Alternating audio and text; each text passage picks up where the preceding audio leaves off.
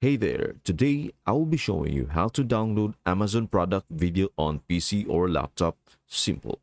And here is how. Number 1. Open your Google Chrome browser. If you're using any type of browser, you may not be able to add Video Downloader Prime. As far as I know, it is only available in Google Chrome. Number 2. On the upper right corner, tap on the three dots. Number 3.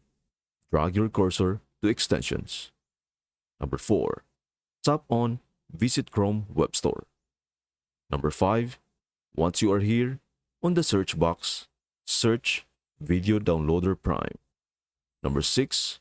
Add it to your Chrome extension. Number 7. Now go to Amazon.com. Look for the product video that you wish to download. Number 8. Open the video. On the upper left, tap on Extensions. Number 9.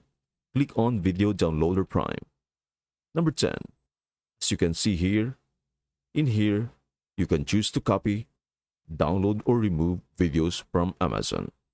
I hope this helps. Thank you for watching, and we will see you in the next video.